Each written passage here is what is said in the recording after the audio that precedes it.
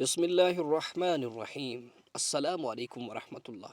امید ہے کہ سب احباب خیریت سے ہوں گے۔ پیارے ساتھیوں، ماہ رمضان المبارک کا آخری اشرا، اس کے اندر 5 ایسی راتیں ہیں کہ جن کو طاق راتیں کہا جاتا ہے، کہ اگر آپ آخری راتوں کے اندر اپنی نیکیوں کو زیادہ کرنا چاہتے ہیں، اللہ کی بارگاہ میں مقبول ہونا چاہتے ہیں، خاص مرتبہ مقام حاصل کرنا چاہتے ہیں، تو آپ اس عمل کو کریں۔ پیارے ساتھیوں، بہت ہی خاص عمل ہے کہ اس عمل سے بزرگوں نے مقام حاصل کیا۔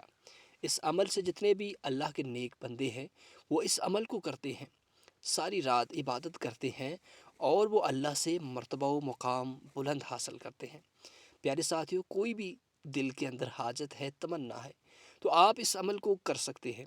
بس ایک دفعہ کر کے دیکھیں، انشاءاللہ پھر اس کا کمال دیکھیں۔ پیارے ساتھیوں، ماہ رمضان جا رہا ہے، اپنی برکتیں لٹا رہا ہے، لیکن گزرا ہوا وقت واپس نہیں آتا۔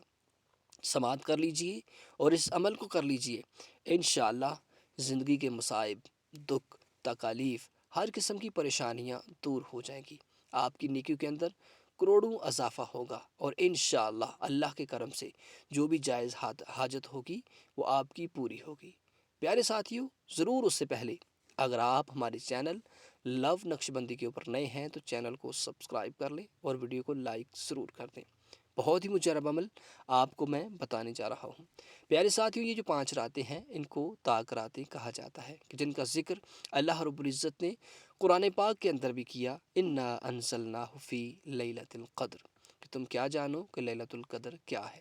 یہ بہت ہی خاص برکت والی رات ہے۔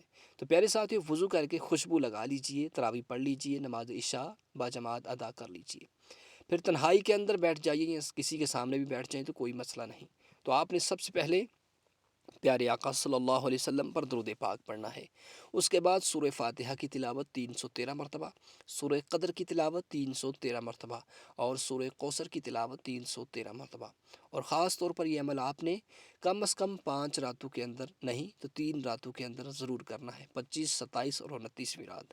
یہ عمل کر کے اللہ کے حضور دعا کریں، انشاءاللہ جو حاجت ہوگی اللہ آپ کی پوری فرمائیں گے۔